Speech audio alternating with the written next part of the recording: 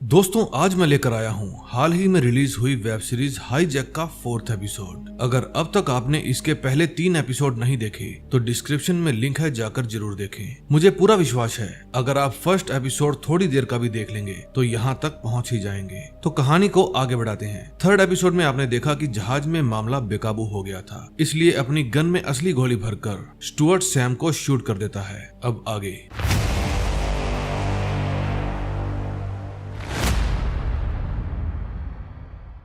4th episode में हम देखते हैं कि जहाज में गोली चलने के कारण सब लोग बेकाबू हो गए थे। फिर स्टुअर्ट आर्थर को बुलाता है और कहता है कि अपनी बदसूरत आवाज में इनको चेतावनी दो कि 10 सेकंड के अंदर सब लोग शांत हो जाएं। फिर आर्थर अनाउंस करता है कि सब लोग चुप हो जाइए वरना अगला नंबर किसी का भी हो सकता है। तभी हमें पता चलता है कि स्टुअर्ट ने गोली सैम को नहीं बल्कि किसी पैसेंजर को मारी थी। सैम तो मार्कस के सामने खड़ा था। फिर मार्कस उसे अपने हाथ बांधने के लिए जिप टाई देता है। उसके बाद जेडन डेड बॉडी को टॉयलेट में डाल देता है ताकि बॉडी को देख कर लोग घबराए ना। इतने में कॉकपिट में फिर से अनाउंसमेंट होती है, किंगडम 29 मैं बुकारेस्ट से बोल रही हूँ। इतने में स्टुअर्ट को गुस्सा आ जाता है और वो पायलट हेडफोन को तोड़ देता है। स्टुअर्ट की इस हरकत के कारण मामला अब और भी ज्यादा गंभीर होने वाला था। अगले सीन में हम देखते हैं कि हेडक्वार्टर में मीटिंग बुलाई जाती है जिसमें ज़ेहरा विदेशी सचिव को पूरे मामले की जानकारी बताती है और बताती है कि हमें 5 लोगों के बारे में पता चला है लेकिन उनकी आइडेंटिफिकेशन नहीं हुई है। विदेश सचिव कहती है कि पता लगाओ ये लोग कौन है और क्या चाहते हैं।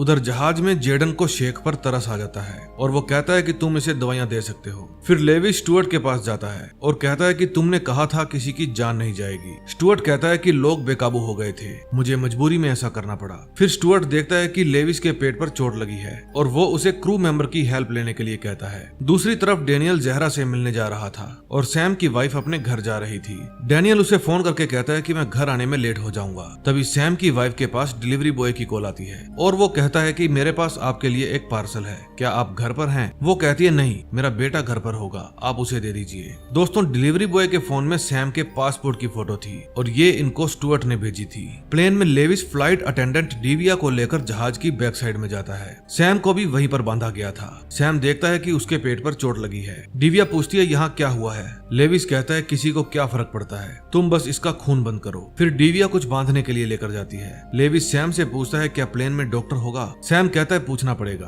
तभी शेख का भतीजा अपने भाई को इशारे में बताता है कि मैंने एक के तो पेट में कैंची मार दी थी। फिर वो उस कैंची को छिपा देता है। लेविस का ब्लड बहुत ज्यादा बह रहा था। फिर डिविया अनाउंस करती है अगर कोई डॉक्टर है तो हमें बताओ। वहाँ पर डॉक्टर था तो सही लेकिन उसकी वाइफ उसे हेल्प करने से मना कर रही थी। सैम लेविस को कहता है कि तुम्हारी उम्र का मेरा एक बेटा है, इसलिए मैं यहाँ पर बैठकर तुम्हें मरता हुआ नहीं देख सकता। फिर लेविस कहता है कि टेरी को बुलाओ। सैम कहता है मुझे टेरी दिखाई नहीं दे रहा। फिर डिविया सैम के हाथ खोल देती है लेकिन अभी भी उसके दोनों हाथ बंधे हुए थे। फिर सैम लेविस के पेट पर पट्टी बांधने में उसकी हेल्प करता है। लंदन में विदेश सचिव के पास रोमानिया के गृह मंत्री का फोन आता है। वो कहता है कि एक अनरिस्पॉन्सिबल प्लेन हमारी तरफ आ रहा है, हमें सोचकर बताओ कि उसका क्या करना है। प्लेन में लेविस कहता है कि तुम सोचते हो मेरी हेल्प करोगे तो मैं तुम पर विश्वास करूंगा। जॉन कहता है मैं सिर्फ अपने घर जाना चाहता हूँ। अंत में फैमिली ही काम आती है, बाकी सब झूठ है। उधर हेडक्वार्टर में एलेक्स की वीडियो कॉल आती है और वो बताती है कि हमारे प्लेन के पास 2 जेट देखे गए हैं, हो सकता है वे किंगडम 29 को उड़ाना चाहते हैं। उन जेट को देखकर स्टुअर्ट प्लेन की सारी खिड़कियां बंद करवाने के लिए कहता है। जेमी सबको स्ट्रिक्टली खिड़कियां बंद करने के लिए कहती है। जेडन कहता है कोई बाहर नहीं देखेगा। जेट में बैठा पायलट बार बार किंगडम 29 को कांटेक्ट करने की कोशिश कर रहा था। फिर एलिस के पूछने पर स्टुअर्ट बताता है कि ये हमारा कुछ नहीं बिगाड़ सकते, ये ब्रिटिश प्लेन है।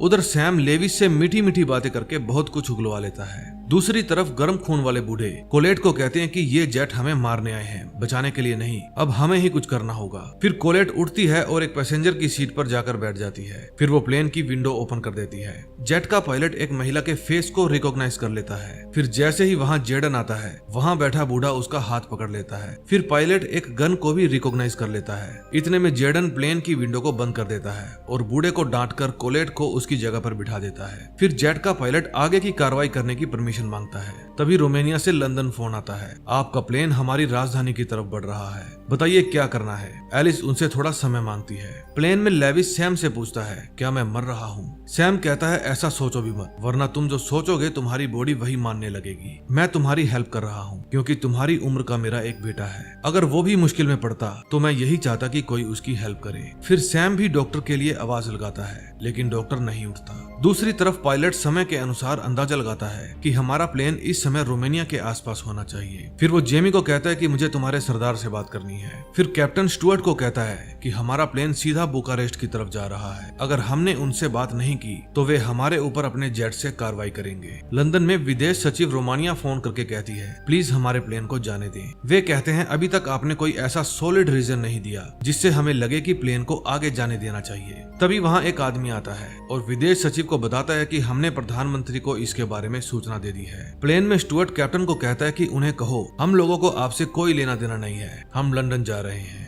जब कैप्टन उनसे बात करने की कोशिश करता है तो उसकी आवाज आगे नहीं जाती क्योंकि पायलट हेडफोन खराब हो चुके थे। प्लेन की बैक साइड लेविस सैम को कहता है, मैं यहाँ आने के लिए तैयार ही नहीं था। इतने में वहाँ पर मार्कस आ जाता है और कहता है कि चुप रहो। फिर सैम मार्कस को कहता है कि तुम जाकर इसके लिए दवाइयाँ लेकर आओ। फिर सैम उसे कहता है कि तुम बातें करते रहो, कुछ भी बोलो, अपने मोम डैड गर्लफ्रेंड के बारे में बताओ। एलिस कहता है कि मेरा मोम के अलावा कोई नहीं है, मेरे फोन में उनकी तस्वीर है। फिर सैम तस्वीर के साथ साथ ये भी देख लेता है कि फोन में वाईफाई ऑन है। उधर मार्कस पैसेंजर्स के पास जाकर दर्द कम करने वाली दवाइयां पूछ रहा था, लेकिन किसी के पास भी कोई दवाई नहीं थी। उधर सैम लेविस के फोन से अपनी वाइफ को एक वॉइसमेल भेजता है जिसमें वो लेविस से उसकी मोम का नंबर बोलकर पूछता है, क्या यही है तुम्हारी मोम का नंबर? ये कहकर वो कॉल को डिस्कनेक्ट कर देता है और एलिस की मोम का नंबर मिलाकर उसे दे देता है। एलिस कहता है कि मोम, मैं आपसे बहुत प्यार करता हूँ, लेकिन शायद मैं आपसे मिल ना पाऊँ। हो सकता है मेरी आपसे आखिरी बार बात हो रही है क्योंकि मुझे गंभीर चोट लगी है। बस आप एक बात का ध्यान रखना,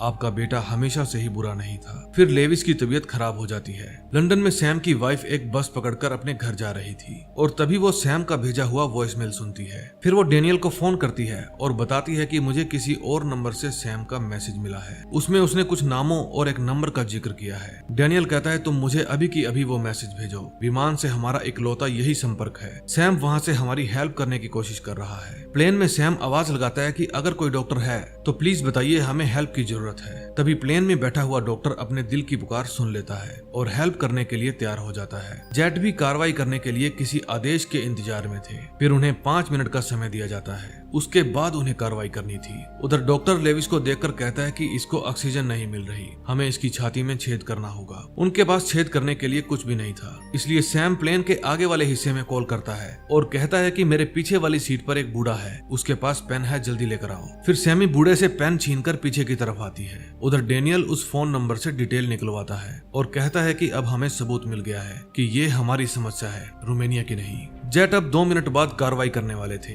फिर डेनियल कहता है कि हमें उन्हें ये बताना होगा कि ये सभी अपहरणकर्ता ब्रिटिश हैं और लंदन आ रहे हैं। विदेश सचिव रिक्वेस्ट कर रही थी, लेकिन रोमानिया से ऑफिसर कहता है कि 60 सेकंड तक अगर हमें कोई ठोस कारण ना मिला तो हम प्लेन को उड़ा देंगे। इतने में जहरा वहाँ पर प्रिंट आउट लेकर आती है। फिर डायरस कहती है कि हमें ठोस सबूत मिल गया है, आप लोग टारगेट नहीं है। फिर जेट पायलट को मिशन रद्द करने का ऑर्डर मिलता है। तभी जेट वापस अपने स्पेस पर चले जाते हैं। उधर डॉक्टर पेन से लेविस की छाती में छेद करने से डर रहा था, लेकिन सैम वो पेन छीनकर लेविस की छाती में दे मारता है। अब लेविस की सांसें दोबारा चलने लगी थी। उधर जेट को वापस जाता देखकर हेडक्वार्टर में भी सभी खुश थे। प्लेन में भी सब लोग चैन की सांस लेते हैं। फिर सब लोग जेडन के रोकते हुए भी अपनी अपनी विंडो को ओपन कर लेते हैं। जेमी लेविस का फोन लेकर उसे स्विच ऑफ कर देती है। सैम कहता है कि ये आखिरी समय में अपनी मोम से बात करना चाहता था। उधर सैम की वाइफ जब अपने घर पहुंचती है तो अंदर जाकर पाती है कि उसका बेटा वहां पर नहीं है। वो अपने बेटे को सब जगह ढूंढती है, लेकिन लगता है कि सैम का बेटा भी किडनैप हो गया है। अब 4th एपिसोड के एंड में हमें होम मिनिस्टर दिखाया जाता है। तभी उसके पास एक आदमी आता है और एक लेटर देकर कहता है कि हम जल्दी ही फोन पर बात करेंगे। फिर मिनिस्टर वहां से चला जाता है और कार में बैठकर जब वो पैकेट को ओपन करता है तो उसमें एक लेटर थी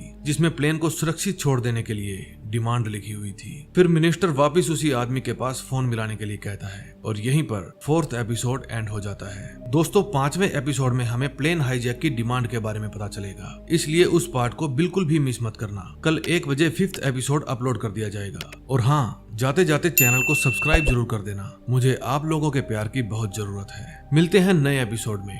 टिल देन बाय बाय।